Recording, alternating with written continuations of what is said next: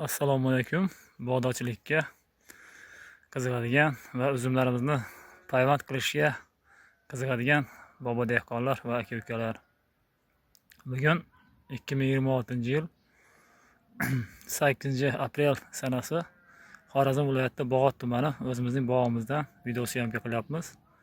Bugungi mavzumiz Kober payvandlikning minus taraflari haqida sizlar bilan gaplashamiz. Kober payvandlikning minus taraflari deganimiz uchun mana shu pastda bizning uzumimizning oddiy mahalliy uzum. Mana shu yerda avatar ulaganmiz. Mana ulangan joyi yuqori avatar. Mana bu oddiy o'zimiz mahalliy uzum Husayni bu tagi. 1 yil oldin payvand qilganmiz. Mana past qismi yuqori qismi bilan ikkasi bir xil razmerda ketyapti. Agar siz koberga payvand qilsangiz, tasavvur qiling, mana past qismi kober desak, koberga payvand qilsangiz, past qismi noziklashib qoladi, yuqori yiriklashib boraveradi. Shuning uchun men koberning minus taraflaridan biri shu deb bilaman. Nega deganda, past qismi noziklashib, yuqori qismi yiriklashib ketsa, O'zbekiston viloyatlarining ko'p viloyatlarida tuproqqa ko'miladi uzum. Ko'miladigan uzumlarga kober payvandlik to'g'ri kelmaydi. Nega deganda, tuproqqa ko'mgandan keyin bu bosganimizda sinishi mumkin. Past qismi nozik, yuqori qismi yirik bo'lsa, sinish ehtimoli juda ham yuqori bo'ladi. Shuning uchun uzumimizni ko'madigan bo'lsak, kober payvandlik bizga umuman to'g'ri kelmaydi. Bu kober payvandlikning birinchi minus tarafi. O'zimiz mahalliy uzum gullagan afzal. Mana past qismi bilan yuqori qismi bir xil razmerda ketadi. Ko'msangiz ham hech qanday sinmaydi. Ikkinchi minus tarafi, kober payvandlik sovuqqa juda ham chidamli deyishadi. Bu kober payvandlik chidamli bo'lishi mumkin, o'zi chidashi mumkin sovuqqa, lekin mana payvand qilgan yeringizning chidamligini hech qanaqa oshirmaydi. Mana yuqorini sovib ketish ehtimoli baribir qoladi, saqlanib. Nega deganda, mana payvand qilingan joyi baribir ojiz bo'ladi, sovuqqa chidamsiz bo'ladi. Shuning uchun u fikrga ham qo'shilmayman. Bu ikkinchi minus tarafi. O'zini saqlashi mumkin sovuqdan, lekin mana payvand qilgan uzumni saqlay olmaydi. Uchinchi uning minus tarafi juda ham o'suvchan deyishadi. O'suvchanligiga sabab bor. Nega deganda, uning o'suvchanligiga sababi uning deyarli hosil bo'lmaydi.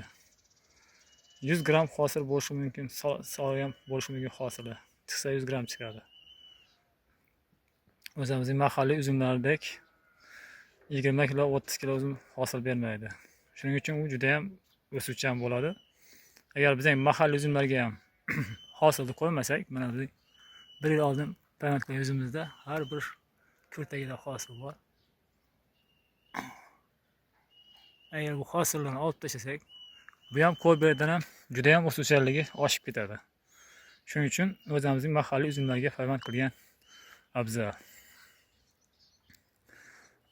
Uchinchi tarafni aytadigan bo'lsak, YouTube kanallarida dehqonlarimiz juda ham ko'p tavsiya etishadi. Hosildorligini oshirib yuboradi kober payvandlik ulasak deb.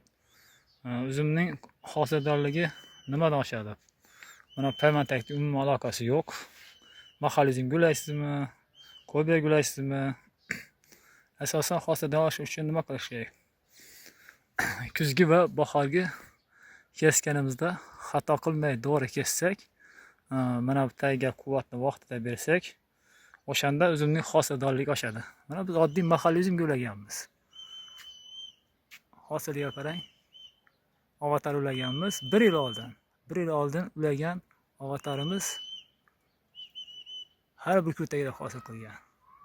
Uning tagi kober emas, oddiy mahalliy uzum Husayni bo'lishi kerak yoki Xirmon yoki Husayni bo'lishi kerak. Hamma bir xil razmerda ketadi. Kober gulasangiz tagi noziklashib, yuqori yiriklashib ketadi. Ko'mganingizda sinish ehtimoli juda ham yuqori bo'ladi. Shuning uchun uzumimiz ko'madigan viloyatlarga kober payvandlik umuman to'g'ri kelmaydi. Agar mening bu videoni ko'rib o'zingizga biroz foydali jihatlarni olgan bo'lsangiz, bizga like bosing, obuna bo'ling. Mening fikrimga qo'shilmasangiz, albatta o'z fikringizni bildirib kommentariy yozib bildirib qo'yishingiz mumkin. Yaxshi sog' bo'ling, salomat bo'ling.